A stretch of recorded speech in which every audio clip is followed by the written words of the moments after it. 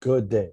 My name is Brian Smith. I'm a student at Full Sail University, and I'm going for my mobile gaming master's. And I've been working on my capstone project, WWI Flying Circus, and I was asked about what went right with this whole process. I have a what went wrong, and I blame Unity for getting its knickers in a twist. And of course, it could be pilot error on my part too. But one of the things that really went right is Unity. I mean, my goodness, what a incredible integrated development environment, and I really have enjoyed learning and exploring and doing all sorts of different things. And very often, frequently, I would be trying to do something, and thinking like, oh my goodness, I've got to code all this to happen, and there it is. Unity has already thought that this is something that needs to be done, and the coding is either trivial or it's just drag and drop objects, and it makes it really easy. So here is the first one as a point in fact. So War I Flying Circus is based upon really the fusion of two different games. Over here, I'm looking at Rick Tofkin's War, which is one of the first, well, it was the first war game I ever played when I was 10 years old, 1972 from Avalon Hill. And you have the little chips and you move it around on hexagons, and you have basically turn-based dogfights. Well, in 1980, the Ace of Aces was created, and this is a picture book game. So it's a game with just a picture book, and it's got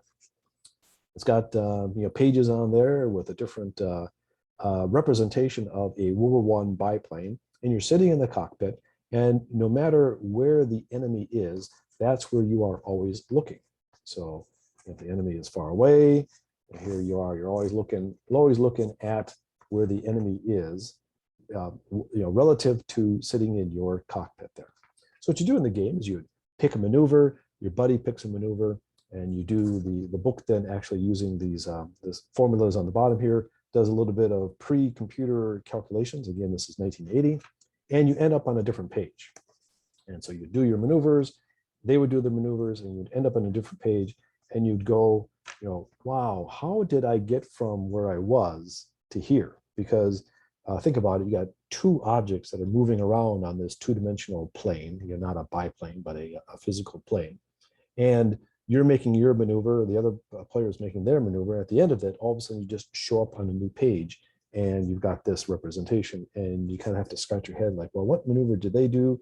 And you had to really get a firm and full understanding of the process of what maneuver you were choosing, and you could kind of guess what maneuver, because they're not going to tell you what maneuver they did, and then to be able to put together kind of this two-dimensional view of where you were. So it was a tad bit confusing, in fact, very confusing for the novice pilot. So it's probably one of the things that just distracts from the fun of this game, is that both players are moving at the same time. Then it's the resolution is also simultaneous, and sometimes it's a little bit magical about how you really got from where you were to where you are now.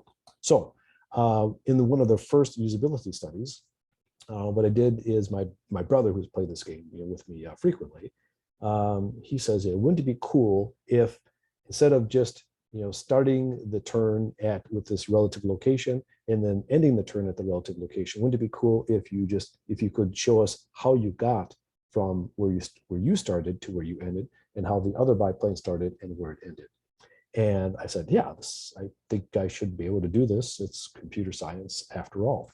So with that, basically, here I'm gonna, share. And so with that, here we are in WWI Flying Circus. I'm going to play against the automaton. And really, here you are sitting in the cockpit of in this case, it's a Fokker D7, and you're looking at the Sopwith Camel over here on the horizon. And we're just going to make a maneuver, against there. And here you are, directly underneath the Sopwith Camel.